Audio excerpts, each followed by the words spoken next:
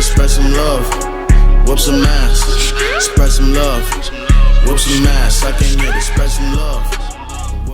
What up, Shinigami Kai? As I'm sure you can tell from the thumbnail and the fact that I'm wearing this headband and the white gi top, that it's time for my Cobra Kai Season 3 review. And like the title said, this is going to be spoiler heavy. So if you haven't watched it, I recommend you watch it or prepare yourself to have the whole thing blown for you, because by now everyone should have watched it. It's been out for almost a month. And it's just too juicy of a season for me to not talk about in depth as much as I want to. So without further ado, I'm just going to get right into it. First of all, this season was way dark right from the jump. It opens with Johnny in a bar. Actually, in fact, it opens with the news report covering the insane high school karate brawl from the finale of season 2.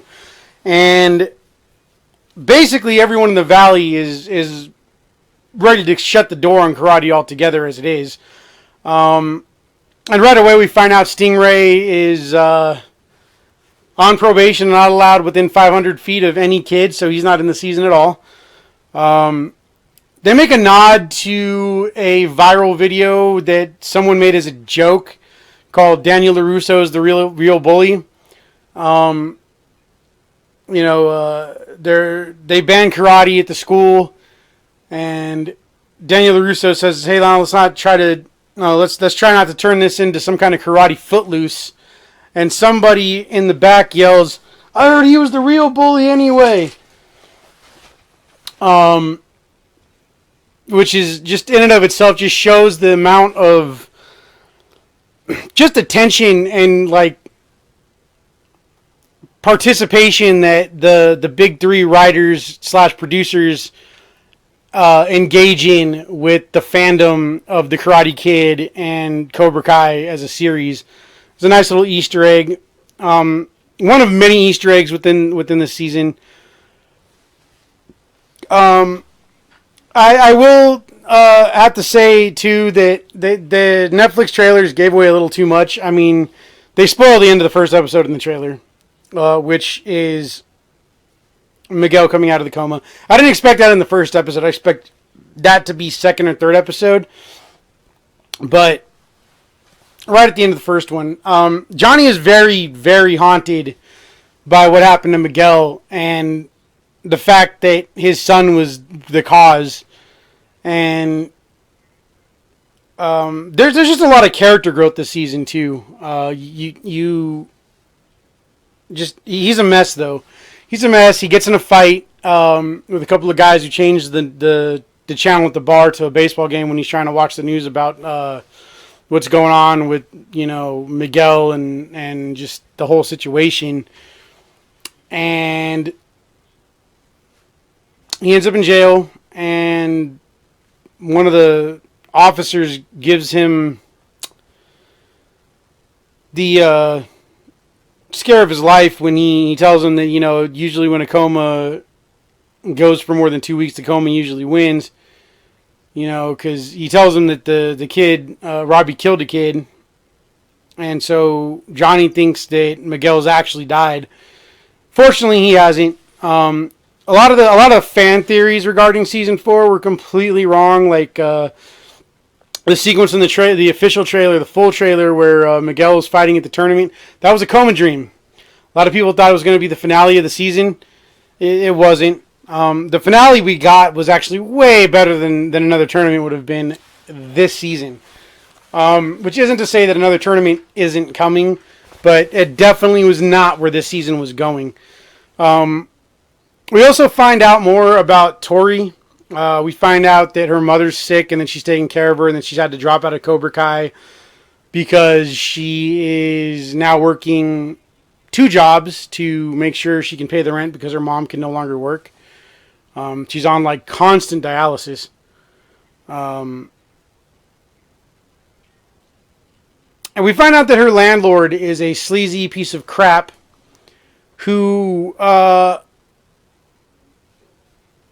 gives her opportunity to pay her rent in ways that are really disturbing, considering that Tori's supposed to be 17. And it seems like she actually does it because she doesn't want her mom or her little brother to end up on the street.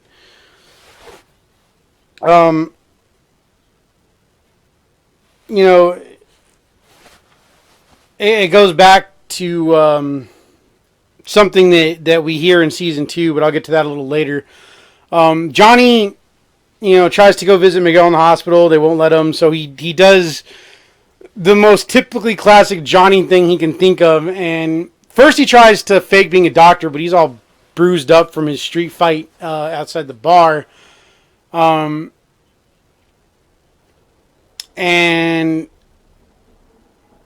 he ends up just smashing his head against a paper towel or an air dryer or something in the bathroom. It was a paper towel holder or something in the bathroom to give himself a cut so he can get in the ICU so that he can go visit Miguel because it's family only and they won't let him in. So he goes and, he says some things that, obviously Miguel can hear but not respond to yet. Funny thing, too, that's also the bar fight scene or the street fight scene outside the bar.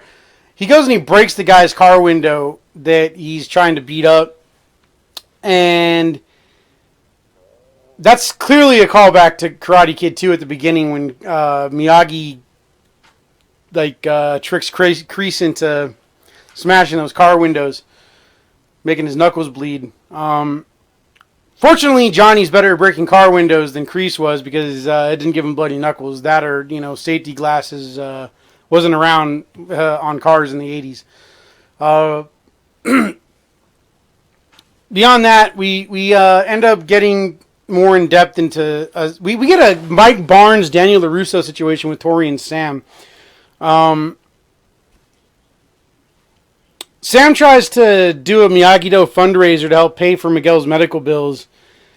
And Hawk and some of the other Cobras steal the money, which is kind of dumb to me. Why would Sam give it to one of the smallest, weakest Miyagi-Do student to take home, or to hold on to go donate it when, one, she has a car, and two,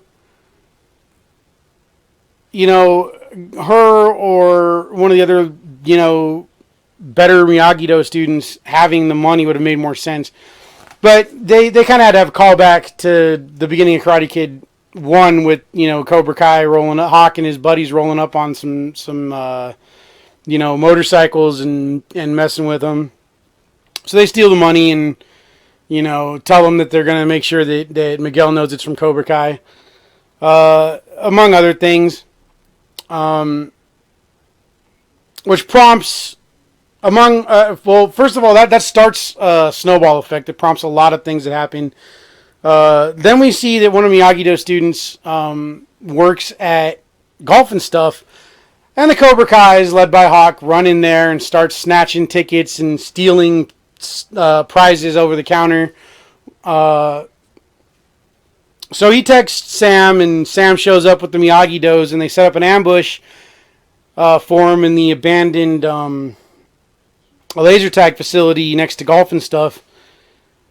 And they try to prove a point that they're not going to get picked on, only to end up having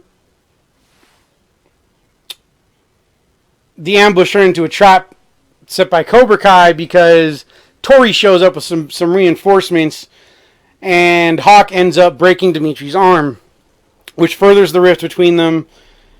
And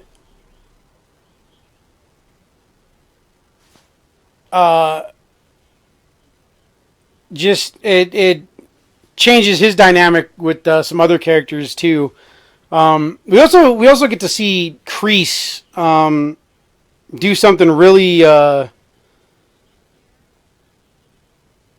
it's really screwed up as a way to determine which of his students have a killer instinct or just at least a spine, and he pulls out a hamster or a rat or something, and asks the students to give it a name, and they do. And then he asks one of the students, to feed it to him, to feed it to a cobra. And student refuses, and everybody else has a problem with it, gets kicked out of Cobra Kai completely, which starts a trend of Kreese thinning the herd to strengthen the core, as he says. Then he goes and starts recruiting guys like Kyler and some of the other bullies from season 1, which leads to a very interesting scene with Hawk, where he just goes completely ham and brutalizes this dude for picking on him, throwing his backpack in the trash and everything. It's kind of at that point where Hawk starts to question things. He gets a redemption arc, and I feel like, while it was obviously something that was going to have to happen, I think that they kind of, the way they do it, felt a little rushed, because it seems like they're building up to it slowly, and then just all of a sudden, out of the blue, he changes his allegiances. But more on that later. Meanwhile, Daniel and Johnny team up to go find Robbie, who has been missing for 2 or 3 weeks. And they end up figuring out, thanks to Cousin Louie, who is now back at LaRusso Auto, that he stole a minivan, a 94 minivan, to get around town in from the trade-in lot. So they end up trying to track it down, but he's taking the GPS out of it. And they end up coming across it by blind luck and following it to a chop shop. And, of course, Robbie isn't around. So after that, or before that, while they're on their way, looking for that, they actually go to a rehab center where Robbie's mom is and talk to her and see if she knows anything. Then they end up getting in a fight with these chop shop guys, and then Johnny and Daniel get into it again right when they're starting to mesh, like they've done in every season. Right when they're starting to mesh a little bit, they have a falling out and split ways, and Johnny takes the van. Eventually, they do manage to. Well, Daniel manages to get a hold of Robbie. He has his mom convince him to come by the rehab clinic. And Daniel shows up to try to talk him into turning themselves in, but the cops kind of push their way in anyway, even though he told them to wait outside. And they arrest Robbie, which starts Robbie down a dark path. And I don't think a lot of people, at least I know Rachel and my daughter and a few of my friends, didn't quite see what was happening with that. And why he ends up doing what he does. Basically, at this point, Robbie has been neglected by his father, betrayed by his mentor, and his own mother, who had already let him down to begin with when she went to Mexico with some random dude. Now he's in juvie. Now he's getting beat up all the time. And something happens that just later on repeats itself in a certain way that just further ensures he's going to go down this path and stick with it. And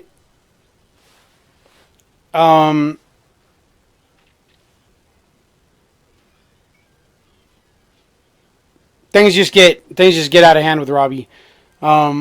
Johnny tries to visit him, or promises to visit him. He goes to Bobby to get help because he can't just go visit him because he's on a list due to what happened in season 1 with him beating up Kyler and the other bullies. So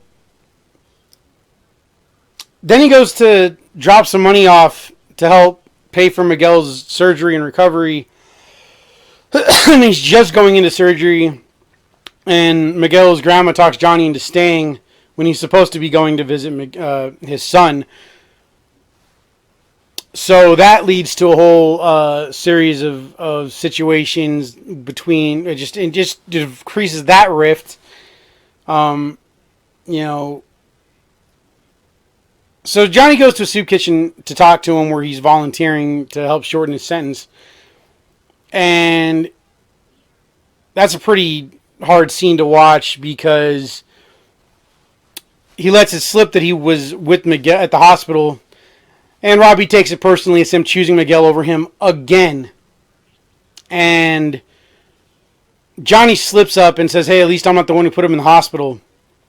Which further pushes Robbie away. Meanwhile, you know, Sam freezes and realizes she's afraid of Tori and starts having nightmares.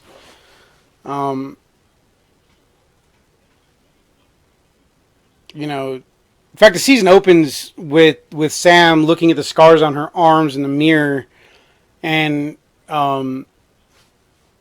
ditching school after being there for a few hours and trying to go up the stairs to her next class and feeling like everyone's just staring at her and talking about her. That leads to a moment that one of the things I love about Cobra Kai is even though they don't film it in California because it's set in California, They throw in little things that only exist in California, or only people who live in Southern California specifically would know. One of those is Daniel walks into Miyagi-Do to find an In-N-Out bag sitting on a table inside Miyagi's old house, thinking it's Robbie who's there, and goes out and finds out it's Sam and tries to talk to her, and she just explains that it was too much pressure for her and doesn't tell him what's going on with her and her fear of Tori and everything else. Eventually, Robbie gets out of... Actually, before I get to that part. So all this stuff is happening with Robbie. He feels completely betrayed and abandoned by everybody. And who comes to visit him except for John Kreese, who tells him that the Miyagi-Do defense-only stuff is great for winning tournaments, but maybe he should consider striking first. After that, he goes back and... was it actually either right before that or right after that? He goes back to his bunk, and the head dog at the juvie center there, which is supposed to be Sylmar Junior Detention Center, which is or Sylmar Valley Junior Detention, whatever. They have the initials on the back of their shirts. Has taken everything he has destroyed his book, taking his sheets, his pillows, everything. So the next day he goes and attacks first, sucker punches him, they get in a big fight. It goes... he beats up his two lackeys and then kind of ends up in a draw out in the hallway before he gets broken up. Dude gives him some space after that. So he gets out. Johnny and Daniel are there to pick him up. Neither of them knew that they were going to be there. Johnny thinks that Robbie called him. Daniel tells him that he just showed up because he wanted to make sure there was someone there for him. Johnny tells him, I'm here, you can go home. Robbie gets out and tells them both to leave. We don't see Robbie for a little while. Meanwhile, Miguel has gotten out of the hospital. Johnny has started doing... helping him with his rehab. Really helps him get out of a wheelchair because the regular physical therapy isn't working. Miguel feels like he's never going to walk again, stand again, do any of it. And of course, in typical Johnny fashion, he tells him that's bullshit and that he needs to just put his mind to it and he can do anything. And he helps him with that. And he even sneaks him into a Dee Snider concert, which is of course the most Johnny thing ever too, because it's that's the front man for Twisted Sister, which is probably one of the most prolifically known 80s hair metal bands of all time. At which point Miguel's foot starts tapping, which is big because to this point he couldn't feel his feet. Then they start getting him out of the wheelchair. and helping him stand with this harness pulley thing. And that's about the point at which Miguel finally snaps on Johnny and tells him that he's giving up. Because Johnny tries to lecture him about giving up again. And Miguel just completely goes off on him for looking weak in front of his students when Daniel showed up to the dojo in season 2. And looking weak in front of his students again when he let Kreese take over the dojo. And that's the point at which they realize a minute after that Johnny's no longer holding the rope to keep him up. And he's standing on his own power. So Johnny goes and starts his own dojo in a park because he can't find any other place that he can afford. No one wants to do a handshake deal with him. And then he goes to the school and tries to get his students back from Kreese, including Hawk. And, you know, one of the best lines I've ever seen in anything is spoken by Johnny here. And he tells, Hawk tries to give him a bunch of crap about, that mercy stuff, da-da-da-da-da, and being weak and everything. And he reminds Hawk very succinctly that, when you came to me, you were softer than a baby's ass. I made you what you are, not Kreese. Which is the absolute truth. Kreese came in after they'd already won the tournament and everything else. Then he tells him where to meet him if he wants to, learn real karate and not that BS that Kreese is teaching him that's going to ruin his life. They show up, and then Tori, Hawk shows up with a couple of guys, and then Tori and Kyler show up. And then Kreese shows up. And he gives him a little threat and a warning and tells him this is your last chance to come back to Cobra Kai. Meanwhile, he's been talking to Allie on Facebook. And there's a pretty hilarious montage of him taking new pictures for his Facebook and stuff to put up there. The dojo, he whips out these ridiculous shirts with an eagle that has fangs because he's named his school Eagle Fang Karate. After a brainstorming session with Miguel, where he tried to suggest Cobra Kai Karate with a K instead of a C, which would have been Triple K, which Miguel points out is KKK, so they dropped that idea real quick. So he's like, he figures the only animal that can kill a cobra is an eagle. So he goes with Eagle Fang, which might also have been influenced by his love for the movie Iron Eagle. Robbie ends up running into Tori at the probation office, after which point he goes and knocks on Cobra Kai's door and asks to sleep there because he has no place to live.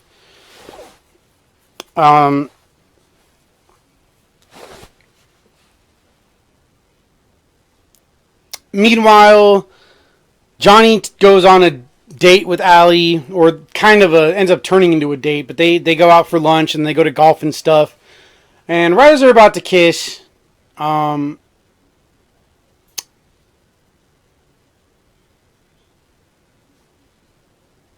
she gets a phone call about a party she has to go to, Christmas party. Another important note, Johnny and Miguel's mom finally hook up. And then after that, he goes to meet Allie.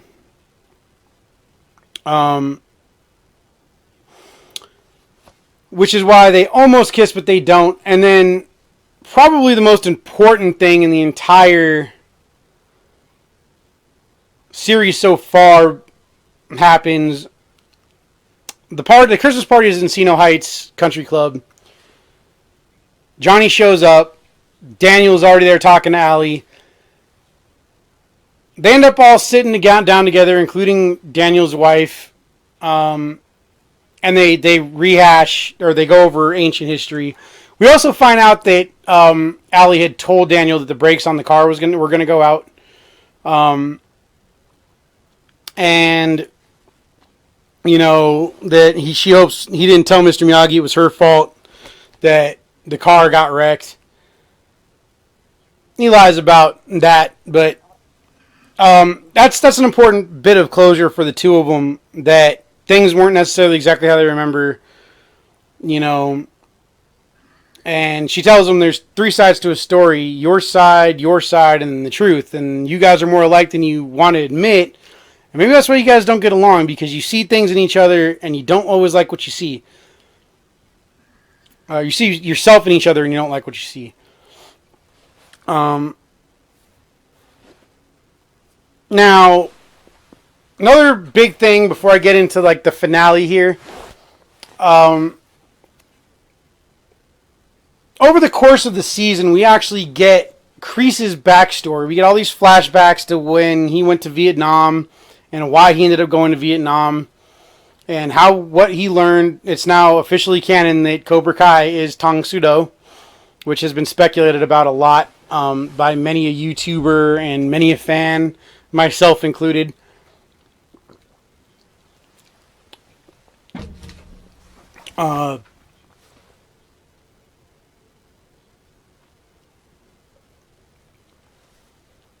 You find out that Johnny had a girlfriend that he kind of ended up getting with after he beat up her douchey ex-boyfriend, who was smacking around in the parking lot of a diner that Kreese worked at for giving him the eyes. Kreese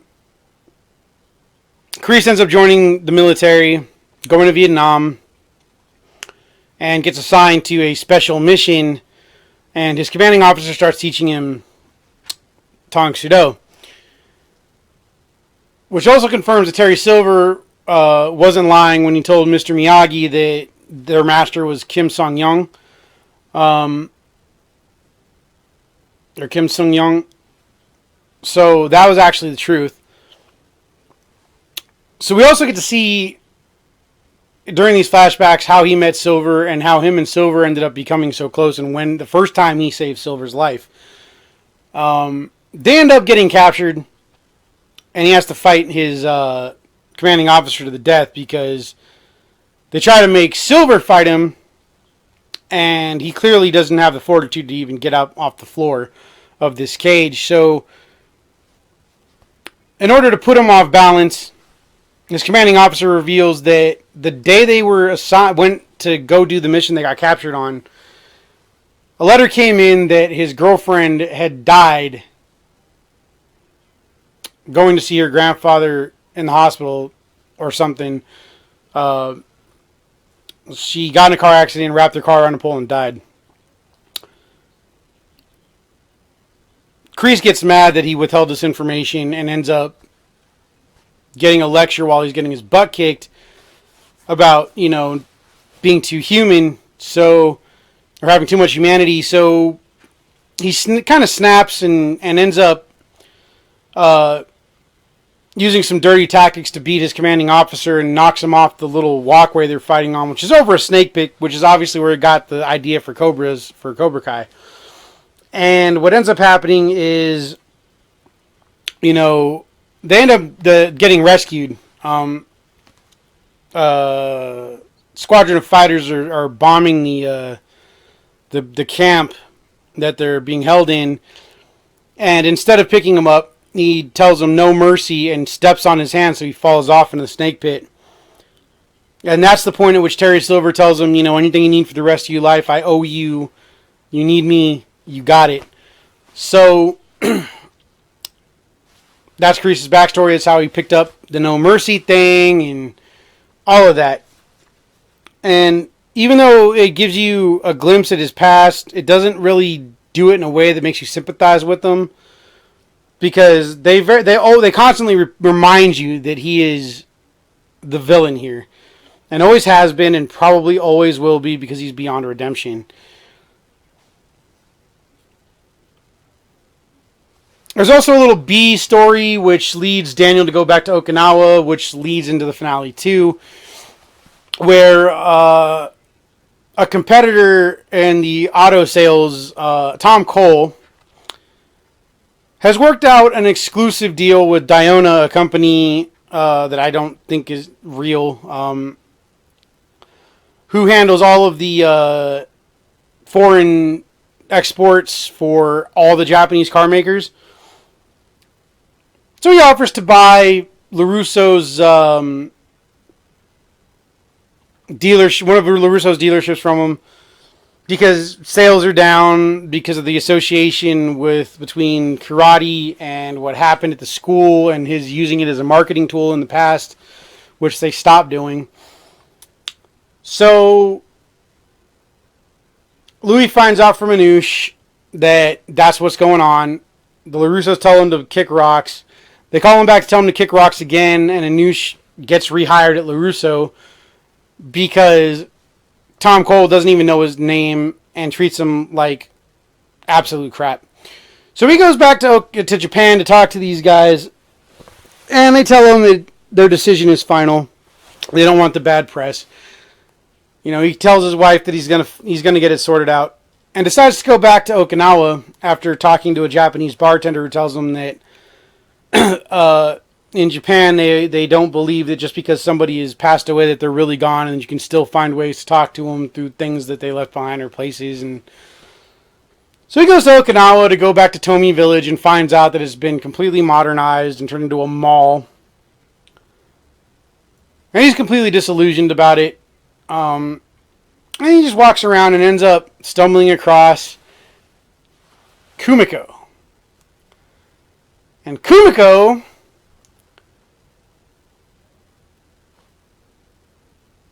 without telling him, calls Chozen, which leads to a really tense bit of interaction between him and Chozen, because he comes in acting like he still has this grudge, because Daniel obviously beat him in Karate Kid 2.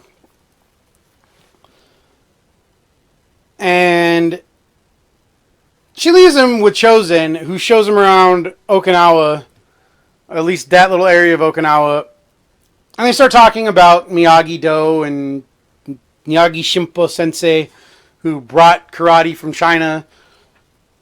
And Chozen gets mad that he's acting like he knows everything. So he takes him to his home personal dojo full of Miyagi artifacts. And when Daniel pulls out a scroll out of a box, he sees the crane technique, and then he pulls out another scroll and starts to look at it, and Chozen tells him that's not that's for Miyagi descendants, not for foreigners. We get into this whole thing about Miyagi treated him like a son, not a foreigner, and da-da-da-da-da. So you think you know everything, eh? Again, and then they start sparring, and Chozen just spends the whole day mopping the floor with them. Which gets into this technique that I will show a screenshot of later that Daniel uses in the finale.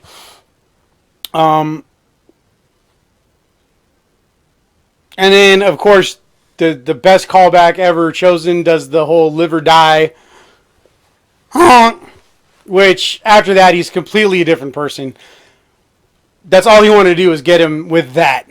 For 30 years, that's all he wanted to do was get him with that little thing. And then after that, he apologizes for everything that he did in their youth and gives him the scroll to take home. Now, here I'm going to speculate because you don't get to see what's in it. It's possible that what's in it is what Chozen taught him. It's also possible that what's in there is the secret to the whole Miyagi chi healing thing that we've seen in the movies. So, fast forward to the finale. Everything kind of starts coming together.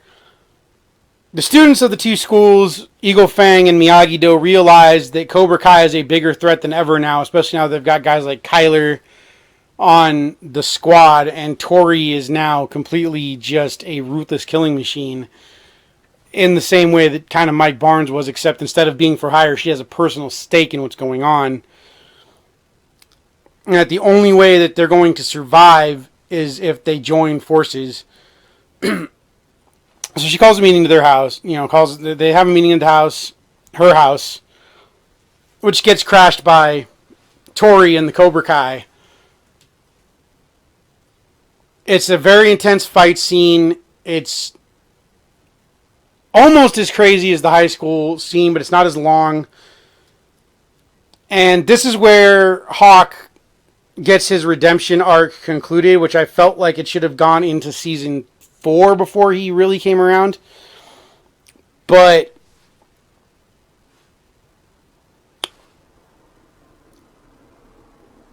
what happens is Dimitri ends up in a similar position where his arm's about to be broken by another Cobra Kai. And they tell him free shot. And he starts to think about all the other Cobra Kai students that got kicked out for either losing during the tryouts for some of the new guys that Kreese has recruited, or at the very beginning when Kreese kicks a bunch of students out because of the whole feeding the Cobra thing. Meanwhile, Tori is before that, Tori talked Robbie into going on a little covert mission to steal another snake for Kreese, because earlier in the season, Kreese had let his Cobra loose at LaRusso's auto dealership, which caused a huge problem there too.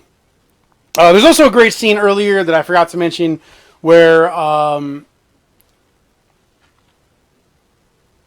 Daniel's wife shows up at Cobra Kai to tell, after Dimitri's arm gets broken, to tell Kreese to lay off and have his students lay off, and she slaps him in the face. And it's probably one of the best scenes ever, because she doesn't seem to realize what she's dealing with and how bad that could have gone.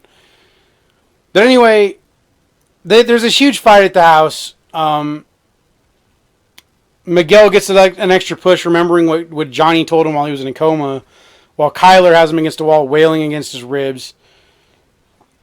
And he was having some trouble kicking, and he gets his legs back completely and just whoops the crap out of Kyler.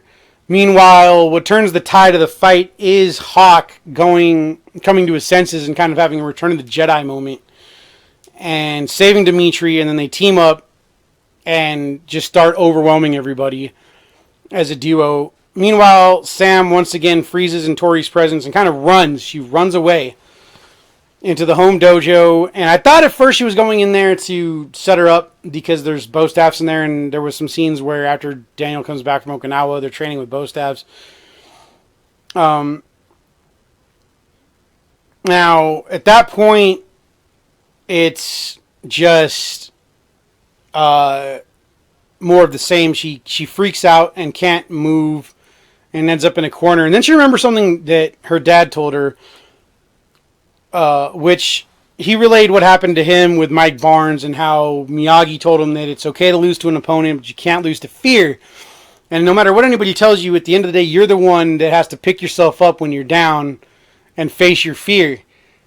So she dodges an attack with some nunchucks that Tori's picked up off a shelf, grabs a bow staff, and kind of kicks her butt a little bit, disarms her, and backs her against the wall.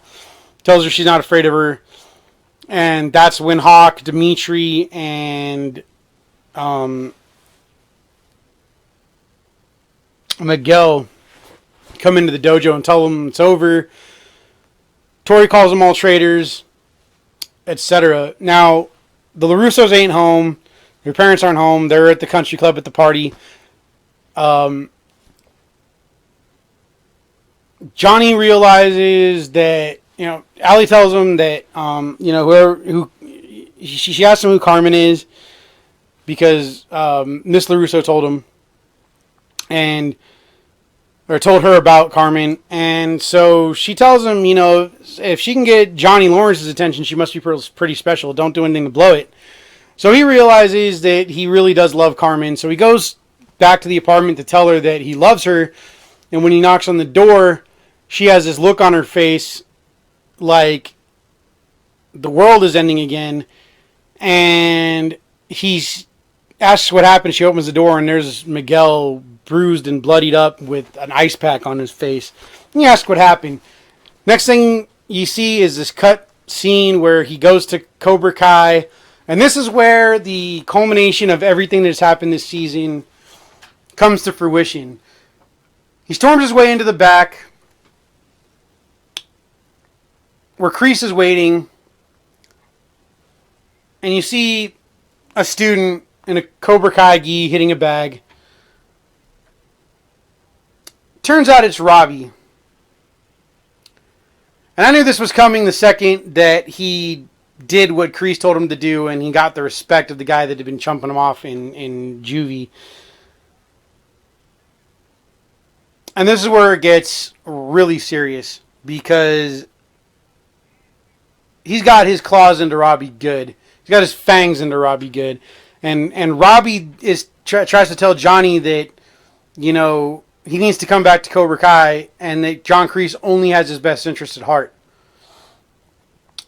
Johnny is completely shocked and just can't believe that Robbie's there, and just is pushed over the edge because he knows what Kreese is going to do to Robbie, which is the same thing he did to him, is ruin his life. Right when Robbie was starting to, you know, kind of stop being a delinquent.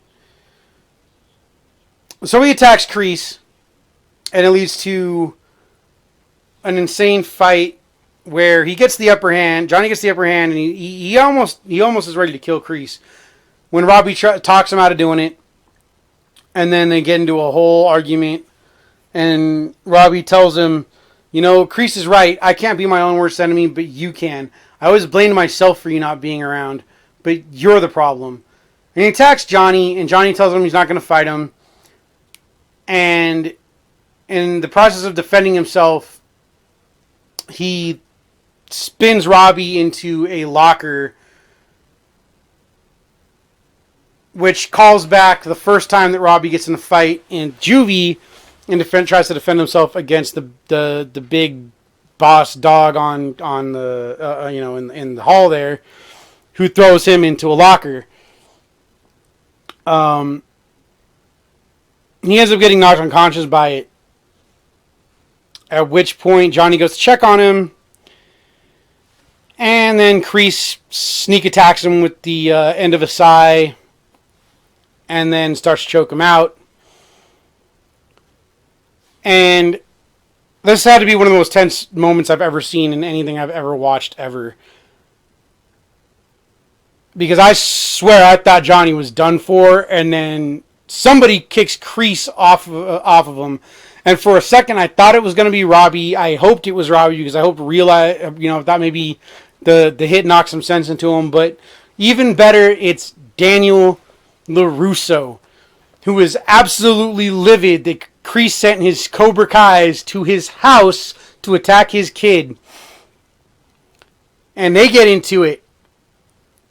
And man, is it spectacular. Kreese starts to get the upper hand, slams him through the window out into the concrete, picks up a piece of glass, and tells him it's time for him to go be reunited with Mr. Miyagi, which goes to show that Kreese was really ready to kill him. And now we get into the thing that Chosen showed him, which is this crazy nerve strike here, which cripples Kreese's arms temporarily, but long enough that he can't keep attacking him. Chosen told him, you know, if an enemy wants to wage war, you take away his ability to wage it.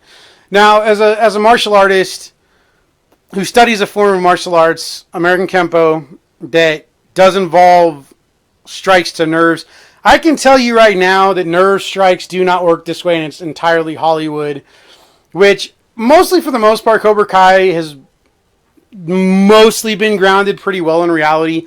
Yeah, you get a couple of flashy moves that aren't necessarily real, like the crane kick or the drum technique.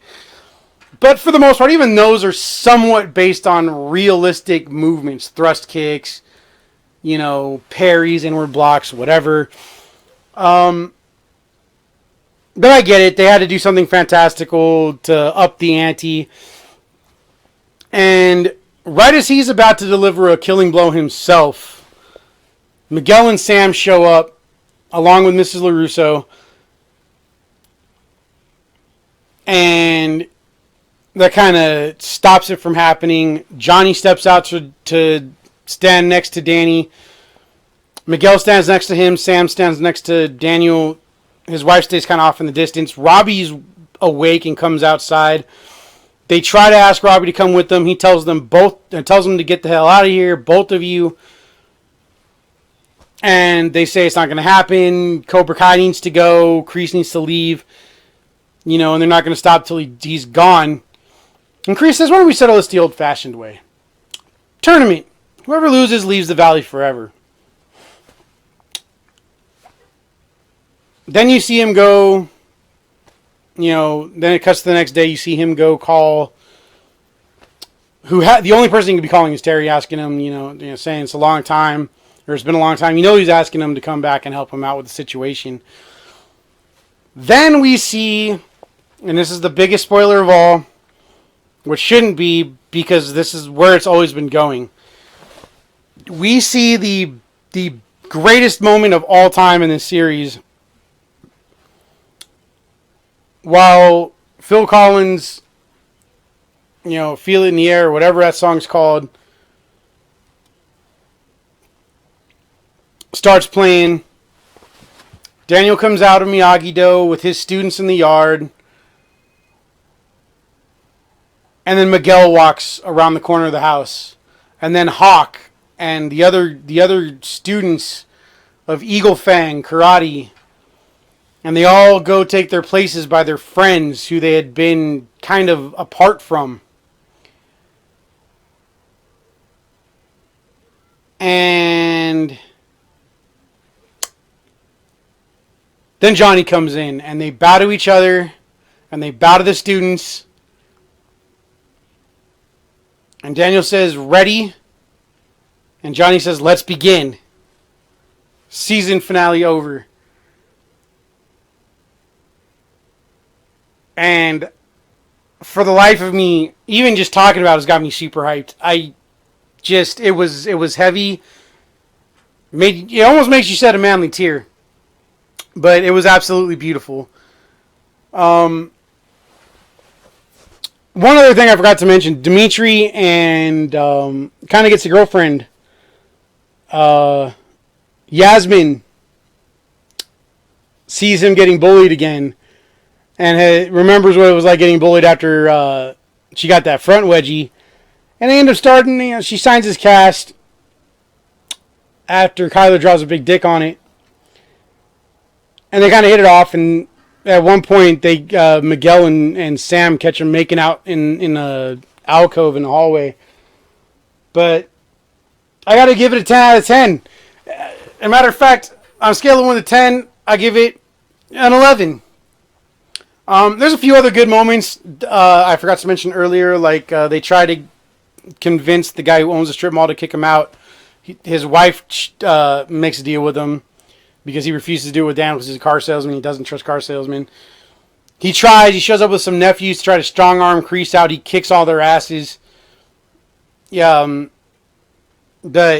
So here we are with the leave-off. And season 4 is going to be absolutely nuts.